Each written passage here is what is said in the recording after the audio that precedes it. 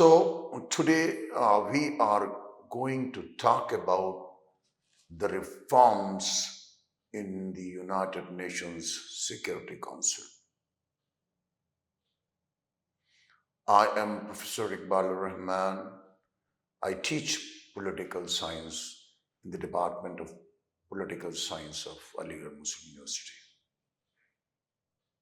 I'm doing this for about 2 decades, doing it for more than 2 decades. Reforming the UNSC is what is most talked about. The reason being that it is not only undemocratic, but it is untrue to the spirit of the UN Charter, which creates itself in the name of the people of the world. It does not create itself in the name of the states. In reality, who created it? Furthermore, dear student, it is the representative of the undeniable reality that the peace is dependent upon the cooperation of the great powers. At the time of its creation, this fact of the political life was given due recognition and incorporated into its structure. The structure that survived for 80 years is loaded with the burden of post-Second World War reality, needs to unburden itself by structurally reconfiguring itself to represent the reality of today, where new centers of powers have emerged which are bound to play a significant determining role in matters of peace. Students, the impulse for reform is understandable. Nearly 8 decades after its creation, the Security Council still, still retains the same permanent members: China, Russia, France, United Kingdom, and the United States of America. Since 1945, much has changed. Major powers like India, Brazil, South Africa, and others have emerged. The UN, the UN's overall membership has increased from 51 to 193. Almost all states of the world are members of the United Nations. The Council's composition has expanded only once in 1965, when the addition of 4 elected seats grew to the council from 11 to 15 members. The seats were 11. With this amendment in 1965, they were raised to 15. There is much politicking about the UNSC reform. This issue generates, I just said, much talk and almost no action. Altogether, there is no action. Action which can we describe as something, a credible outcome has come. Something which led to the production of some kind of agreement. This is not.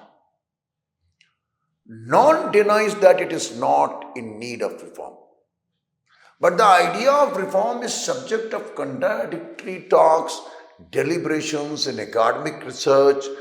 Till date, it remains limited only to talk. In December 1992, the United Nations General Assembly created an open-ended working group to review equitable representation on the United Nations Security Council. More than 3 decades past, that working group continues to meet with no tangible results. The Assembly further decided to convene the open-ended working group on questions of equitable representation and on increase in the membership of the Security Council and other matters related to the Security Council during the 77th session of the General Assembly, if member states so decide. Dear students, in October 2008, United Nations formally authorized the intergovernmental negotiations on the question of equitable representation. An increase in the membership of the Security Council after 15 years of fruitless discussion. The diplomatic impasse persists in part because member states have never agreed to negotiate on the basis of a single rolling text. It is a form of mediation that implies the use of a single document that ties in often wide-ranging interest of stakeholders in a conflict. The question is, what reforms? Whose reforms? US reforms, reforms proposed by India, reforms suggested by China, or reforms proposed by Europe. When we talk of the United Nations reform in United Nations Security Council is one aspect. We talk about United Nations Security Council because it dominates the United Nations, the whole structure of the United Nations. This is the body which is at the epicenter of the United Nations whole family of organizations. The reform in United Nations Security Council would simply not suffice. UN requires reform at all levels. So reform has to be a holistic issue, not simply limited to reform in United Nations Security Council. We know that the Charter of the United Nations provides the very cumbersome amendment procedure for the reformation. And the issue of UNSC reform appears to be on the priority. The UNSC being the defining and the controlling part of the UN occupies the center stage as we know it. This is it. Reform has to be holistic, as I said. Financial reforms, administrative reforms, programmatic reforms, and structural reforms. Structural reforms, actually, one aspect of that is reforms in the United Nations Security Council. Consensus is in favor of reform. No one disputes that UNSC requires it. However, the obstacles to reforms are daunting and are many. They include, we focus on some of them. The high procedural hurdles to amend the UN Charter. The procedural hurdle is real, which requires the approval of 2/3 of the UN members, including each of the 5 permanent members, US, China, Russia, France, and Great Britain. Accompanied by relevant domestic legislative ratification in accordance with the Article 108 of the UN Charter. The second obstacle, dear student, relates to the divergent member states' position on the acceptable size and terms of any enlargement. There is no agreement. No agreement at all. The third issue is disagreement over current veto provisions and their potential expansion to any new permanent members. With regard to veto, there are number of propositions. It should be done away. It should be made limited. It should be only allowed to some cases, some situations, not in all situations. The veto should be, if it is used by the holders in the Security Council, it requires to be approved by the General Assembly. In so many proposals regarding the veto. Veto should be given to some new permanent members, new members who are going to be included in the structure of the United Nations Security Council. There is no agreement to this. But the fact is, whatever we talk about, the reality is that the great powers, the 5 permanent members, are not going to dilute their position which they have in the Security Council. The fact with their position which is associated is that the peace is dependent upon great powers cooperation, and this is the fact of the political life, that if they are not in agreement, possibility of peace to fail is much greater, much larger in the society of states who operate in a very anarchic. The other position, the other obstacle is the persistent uncertainties over whether any plausible enlargement, even if made, the council becomes more representative and its functional efficiency will not be compromised. So, this is also a question that if you enlarge it, make it institution like which the League of Nations had in its charter, the Executive Council, all members there had veto-like situation where no decision, if any party was in disagreement, could have been taken.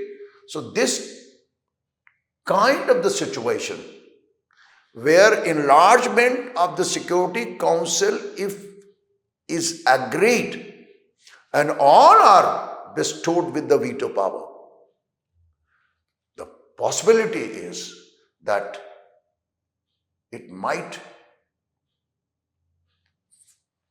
face the same kind of the future as happened in case of League of Nations. So this needs to be avoided. And the Security Council, even if the enlargement is made, it should be made to include the power projections, power distribution which has taken place in this world after the creation of the United Nations.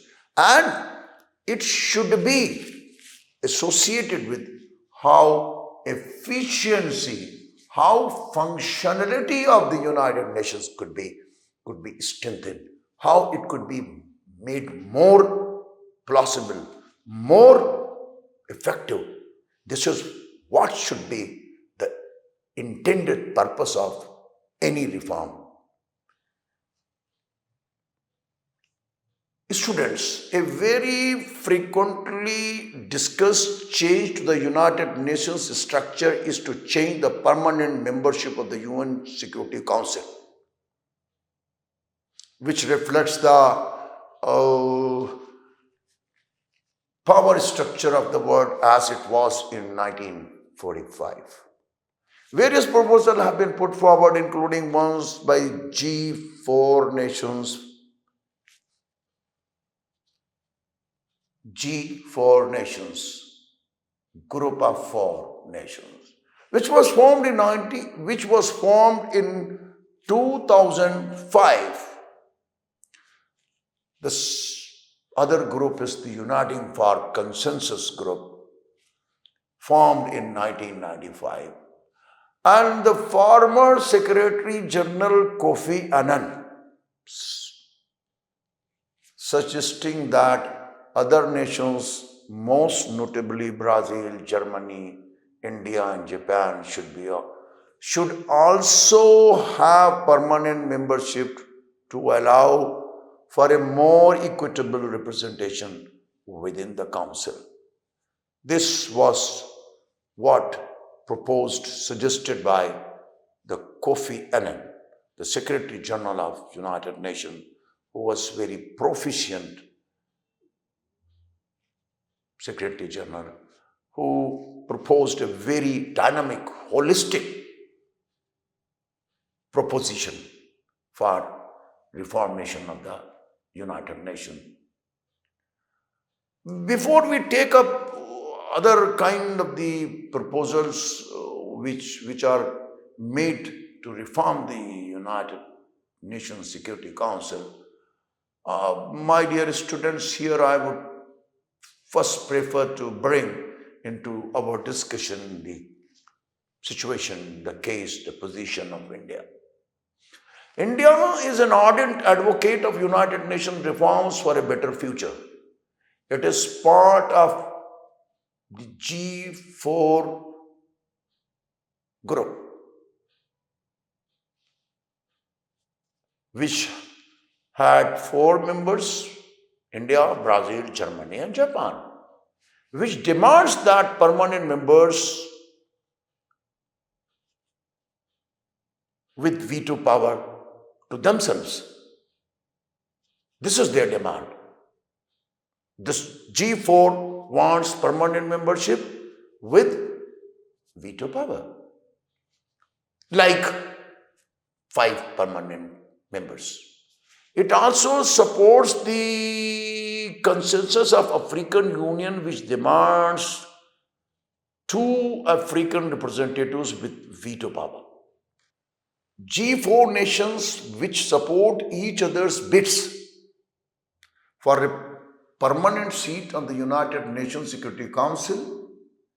Each of these 4 countries have figured among the elected non-permanent members of the Council since the United Nations establishment in 1945. So in 80 years, what they have done? Their economic and political influence has grown significantly, reaching to the level which we can compare to 5 permanent members of this United Nations Security Council. However, the group of G4 bids are often opposed by the Uniting for Consensus movement, and particularly their economic competitors or political rivals. G4 nations are regularly elected to 2-year terms on the Security Council as non-permanent members by their respective regional groups. In the 24-year periods from 1987 to 2010, 24 years, from 87 to 2010.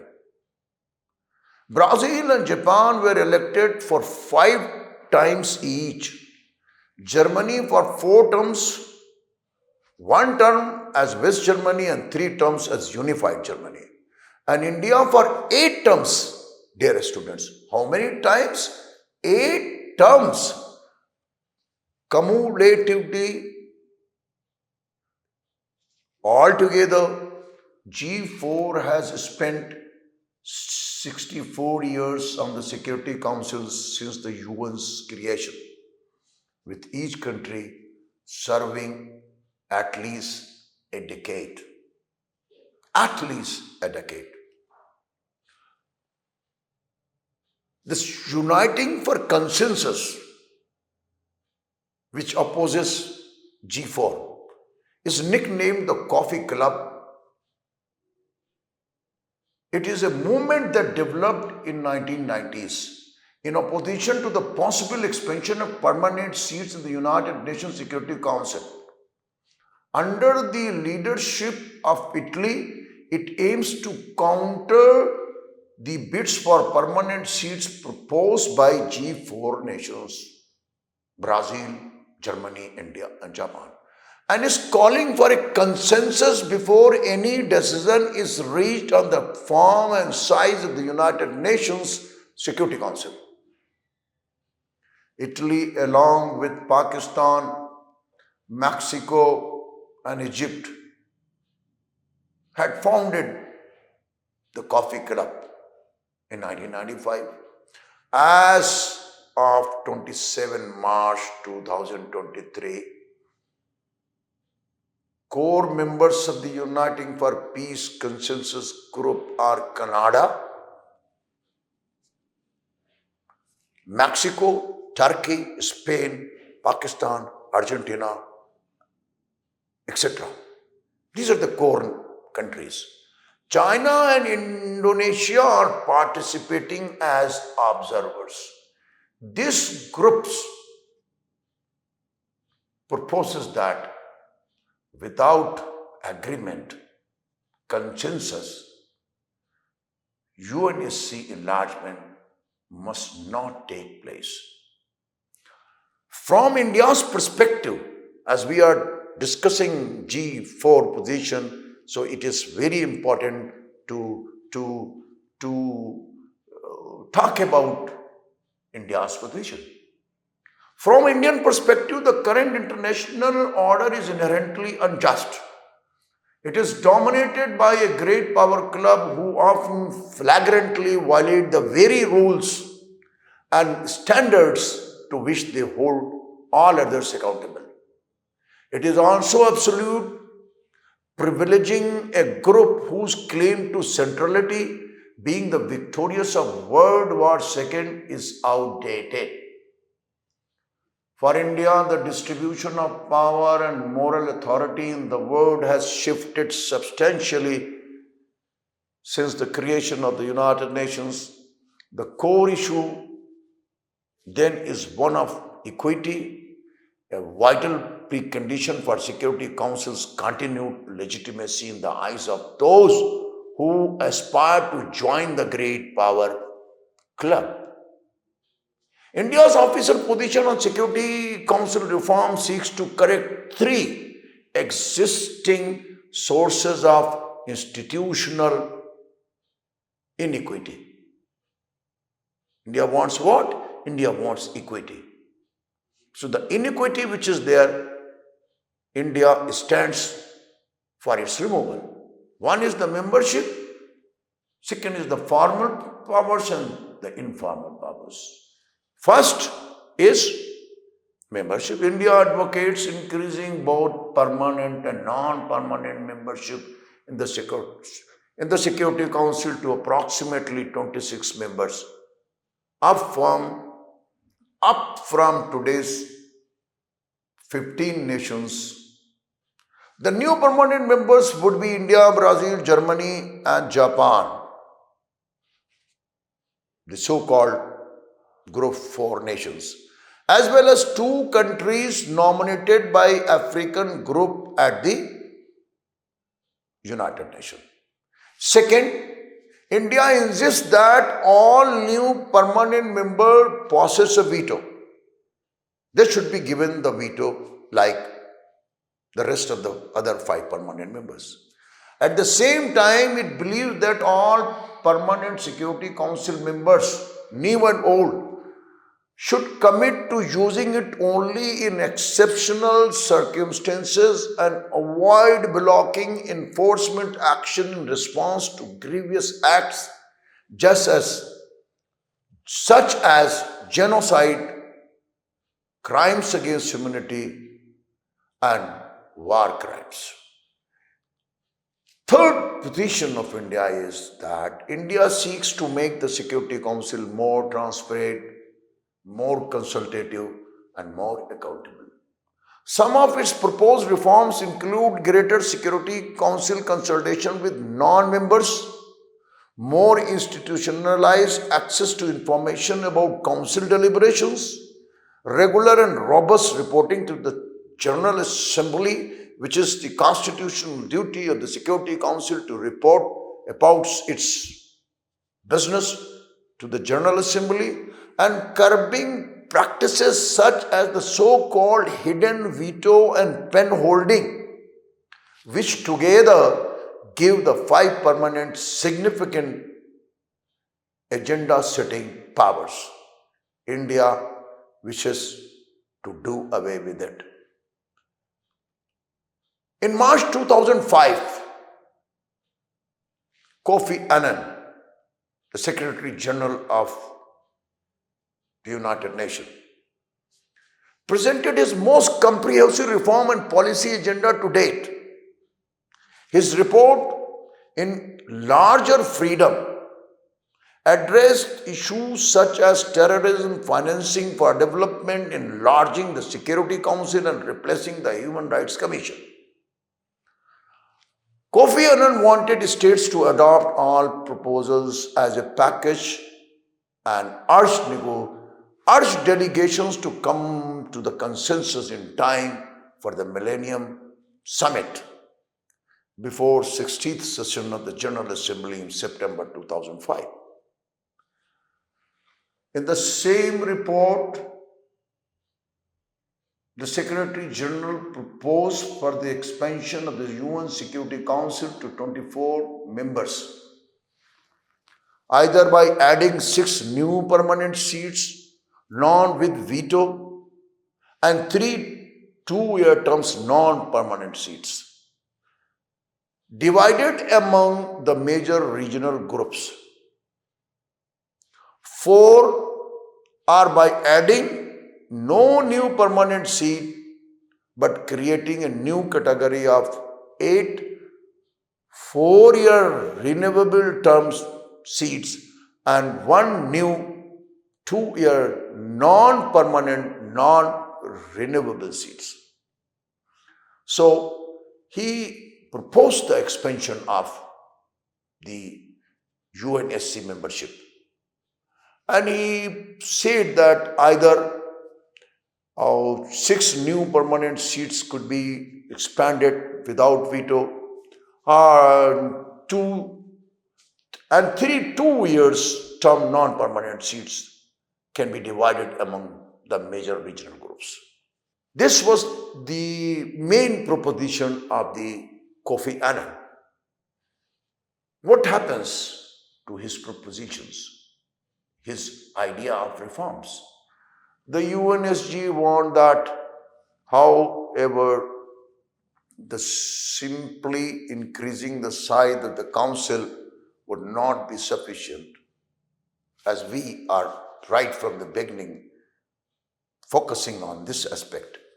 Any change would also need to enhance the Security Council's ability to take prompt and realistic action. If Security Councils fails into this, the expansion would become meaningless. After several months of negotiation relating to what he proposed, the United States demanded hundreds of line-by-line revisions just 3 weeks before the summit, before the 16th summit of the United Nations General Assembly. As a result, other states proposed new amendments of their own, and the negotiating consensus unraveled. Eventually, what happens? When the world leaders assembled in New York, the text had been reduced to a set of vague generalities. What he proposed? it lost its relevance. This is what was done by the states themselves, and particularly the United States of America. We take now the case of the United States of America because you know that the United States of America is the state, is the power which actually determines, dominates the business in the United Nations. We know the United States since long supports the expansion of the Security Councils, enlargement of the membership of the Security Council. We only focus on the Biden administration. Biden administration in the recent past, in his developing plans for overhauling the UN Security Council, proposed an initiative that the US officials hope will restore confidence in the world's preeminent governance body by recognizing today's diffuse map of global power. The evolving US proposal, which is expected to include the addition of roughly a half dozen permanent seats. How many? Half dozen permanent seats to the Council without granting those nations veto power. No expansion with veto power. Reflects Biden's desire to acknowledge the developing world's growing clout and to address widespread frustration with the Council's current members and their inabilities to staunch global conflicts, particularly the war in Ukraine.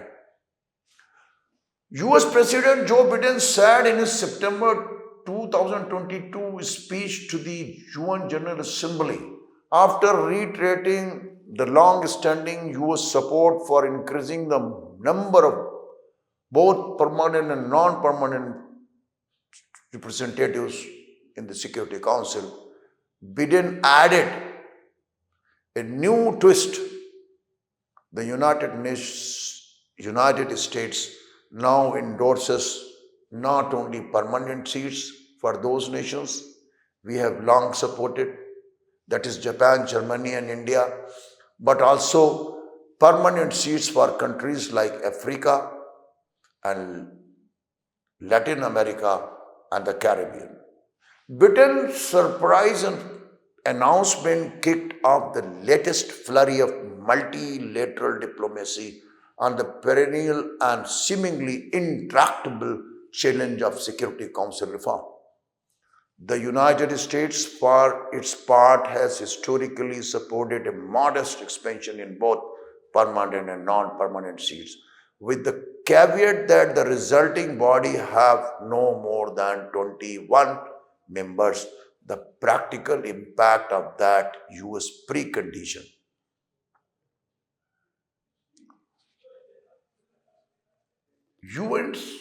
US wants expansion, but without veto power. Permanent seats and some non-permanent seats, but no veto power.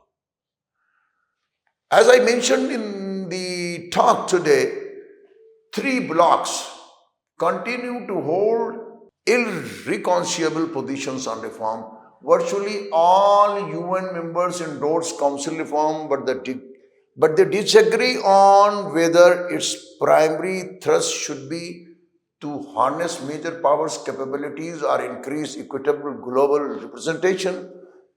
There are three main blocs remain dug in. The first is the G4 coalition, G4 group, comprising, as you know, Brazil, Germany, India and Japan and their supporters. The G4 government seeks the same status as the existing 5 permanent members, although they show some flexibility on the veto. They also advocate 2 permanent seats for Africa. The second bloc is the Uniting for Consensus. As I mentioned in the talk, led by the G4 regional rivals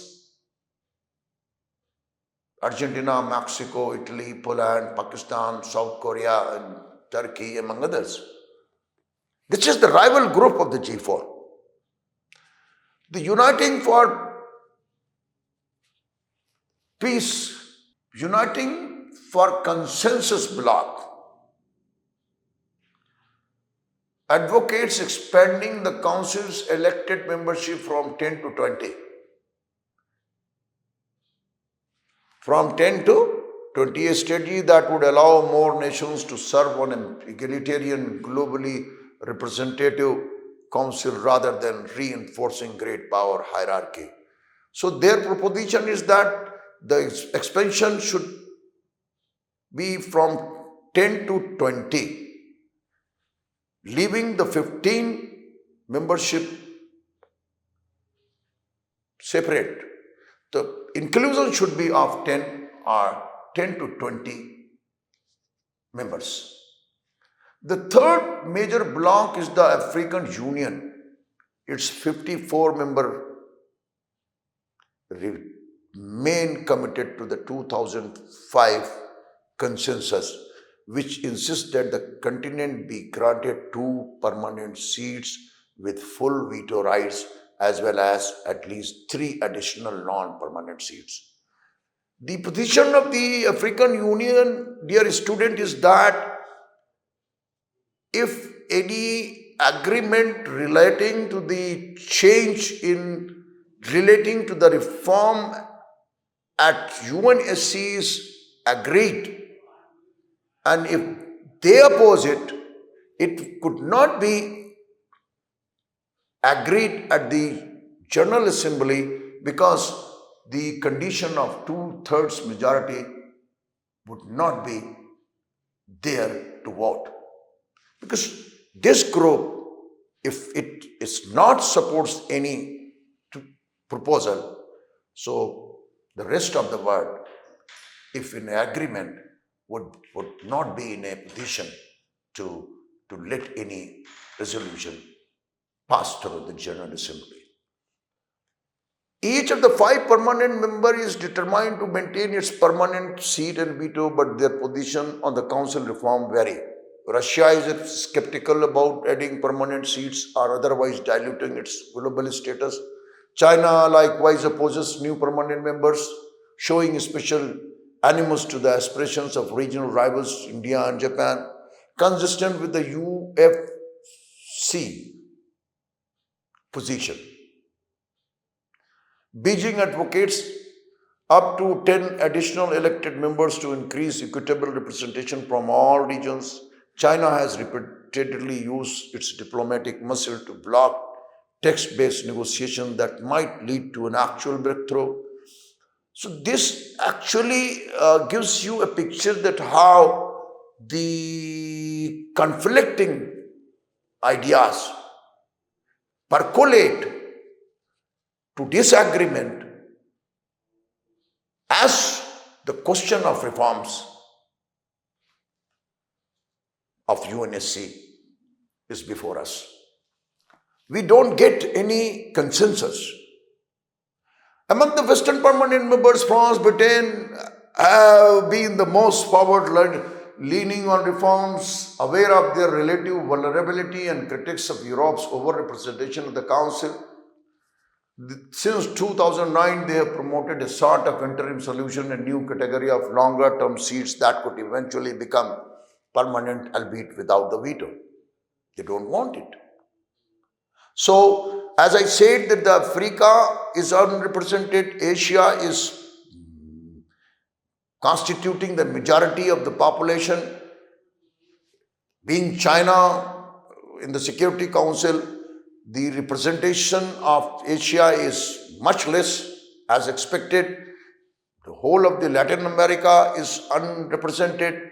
So, issue is that from Africa, who should be given the permanent or non-permanent membership. There is no agreement from within the continent. Some propose South Africa, the others Egypt, Nigeria, etc., etc. So there is no agreement within the African Union. Likewise, there is no agreement within the Latin American and Caribbean. Brazil is one party which is part of the G4, but it faces the opposition from within the region. In Asia, Japan faces the opposition, India faces the opposition, Pakistan is at the opposition to allow India to get permanent seat. So this kind of the situation which exists, what solution when we propose reform, what kind of the agreement the world community can have when the positions of the groups, positions of different states, they unmatch, they contradict, they all aspire for their own positions, they wish to subserve their own interest. So when it comes to the United Nations, that United Nations should come out as a body which could serve the purpose of its creation, that relates to peace and maintenance of security, protection of human rights, promotion of the cooperation among nations, by subserving the interest of the states, are giving priority to their interest, United Nations, I don't think, would be in a position to successfully operate itself. So what is required is that there should be a robust negotiation, viable negotiation, agreeable negotiation, that what reform would be best in the interest of the whole of the world, in the interest of the state, in the interest of the situation which we see today, where different power centers have come up. They of course would require that they should be given a role within the United Nations where they can contribute to make it a very proficient institution and make it a successful organization for the purpose for which it was created. So you have seen that how much contradictions when it comes to the question of reform, whether reform in the United Nations Security Council, which is most talked about, the financial reforms, the reforms of the General Assembly, or overall the reform of the United Nations, they are involved. Actually, they suffer from the disagreement.